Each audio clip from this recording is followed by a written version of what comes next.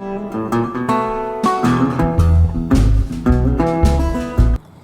everybody, welcome.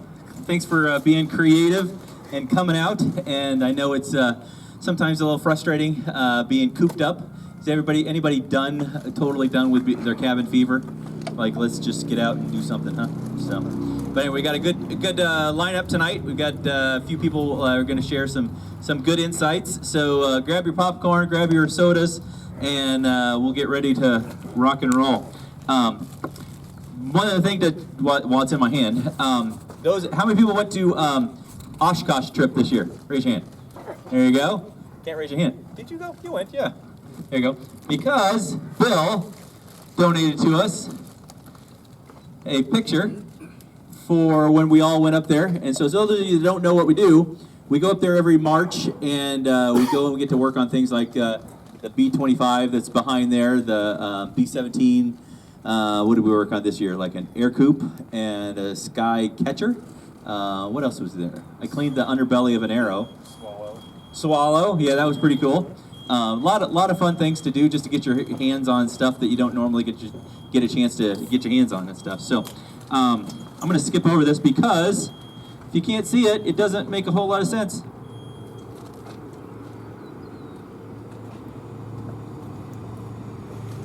Anyway, so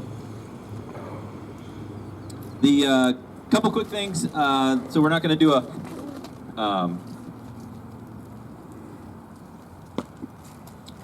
like a patriotic song since you can't see it, you can't hear it, you can hear it, and you'd be saying that's pretty music and all. But anyway, the whole thing this summer, I hope that everybody just decides to stay engaged.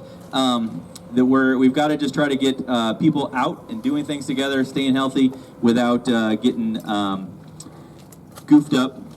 So if think of one person right now that's not here, that normally might be here. Can you think of somebody? Can you think of somebody? This week, call them, text them, see what they're doing. Encourage them. Come along. Okay. Normally, right now we're going to have a update from Brett Shuck, and he's not here. So I guess let's pick on Paul Ditzler. I'm going to pick on you. So tell us a little bit come on, get up here. Give him a round of applause. I'm picking on you. There you go. Speech! That's right. Okay. You can use that, flip it over. So tell us about your project and tell us where you're at and how things coming along there. Oh gosh, well, it's my project is a Fisher Flying Products Dakota Hawk. It's two-place side-by-side experimental, essentially a light sport type aircraft, or it's designed to perform in that light sport category performance level. It has a Rotax 912S, the 100 horsepower. I got airworthiness on December the 6th last year, and it's been ready to fly since then. And the only problem is I'm not ready, so I hadn't been able to fly for quite some time. We had the Ronca Champ that I normally fly was down for some maintenance, and we had the longest part of it was actually our annual, but the longest part of it was we sent the prop out to get it refurbed, and it took them forever to get it back to us.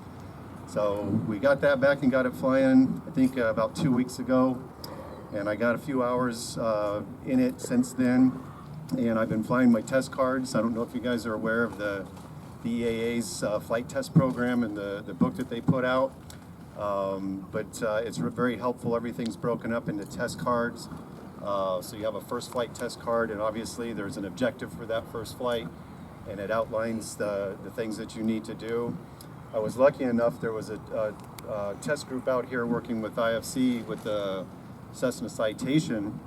That was, they instrumented the aircraft, gutted it, and instrumented to fly and develop performance levels for a simulator.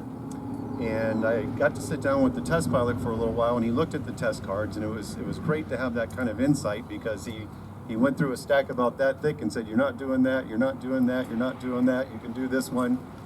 So it was very, kind of a big help to hear it from somebody that does that type of thing every day. And obviously I'm very excited about getting close.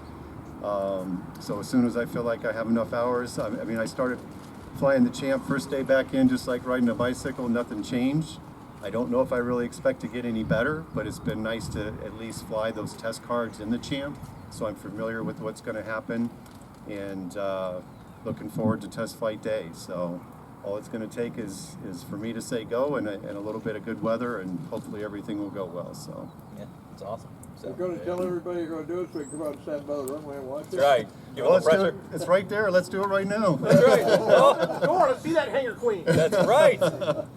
Yeah, I honestly, for the first flight, I hopefully it'll just kind of slip in there without anybody really knowing too much about it, and then after that, I'll be thrilled to have it out so everybody can see it and see it fly. So, Yeah. so I'm hopefully I get that done before Jim and Steve gets theirs flying. So. Now, if they get theirs done before yours, or you actually fly, yeah, that would Or be Duck bad. gets his done. Yeah, I that's honestly, right. I did do low speed and high speed taxi tests. There's always a lot of people have different opinions about whether you should do high speed taxi tests, and I did those tests over on the Grassville, and the airplane was very manageable, very tame, and I felt like that the whole time that everything was under control. I tried the same taxi test on the runway and on a hard surface, and learned that's something that's probably not in your best interest to do in a tail dragger on purpose. It's swirly, huh? Well, I mean, typically, think about it. When you take off, you're in transition for a very short period of time. Yeah. And if you're the big thing about trying to get up to speed on the runway is now you're holding or trying to hold a state that it doesn't really want to be in. True. So that was kind of interesting, and I really learned a little bit more about dancing on the rudder pedals. But Yeah. but everybody has their different opinions. I've talked to so many different people, even though I've been flying a tail dragger now for about 4 years. I still hear different opinions about whether you should take off tail low, tail high. Actually, I was going to ask Ted what his opinion was, because hey, the more, that's one of the nice things about being in the EAA is you're around pilots, you're exposed to people that have a lot more experience than you do. I've always kind of felt that being a pilot in general, it's kind of a humbling experience. You're always, if you're not learning, you're not doing it right. If you're not listening to people around you and taking advantage of the experience that's around you, you probably are missing something. So, but very excited to turn that chapter and start flying. Yeah. Awesome. There you go. We'll definitely want to encourage him and make sure he gets up there, stays safe, and yeah, that's going to be an exciting thing. And if you ever want to see a plane that is meticulously well put together, go down and see that plane, because it'll definitely it blew my doors off, is just seeing how meticulous he was and stuff. So a couple things. Young Eagles event for 2 weeks ago didn't happen, obviously, and we just decided as a board to just say, hey, listen, instead of trying to figure out when we're going to get this working in the spring, we just bypass. We say, hey, listen, we'll push it off. We'll do it in the fall. So our fall event will be coming up in September, and hopefully, cross our fingers. A couple of other things. We've still got our honoree banquet scheduled for June 25th. We'll get you some details, so watch your email, watch Facebook and stuff on that stuff. And if you haven't heard, AirVenture has been canceled as well, along with Sun and Fun and everything else. But one thing that has not been canceled is August 16th. Anybody? Duck fly-in, okay? So we expect that one to just blow the doors off. Let's pack that thing up. The Ducks right behind you. They host a dinner and a lunch and a fly-in every year, and they got a grass strip up here in was it Edwardsburg? Yeah. So don't tell people that you're flying up there, because then they'll lock you down or something like that going on there. So yes, recently, and I've just been fascinated by his background, his history, and what he does. So if you would help me give a big EA welcome to Mr. John Ferguson. Coming up.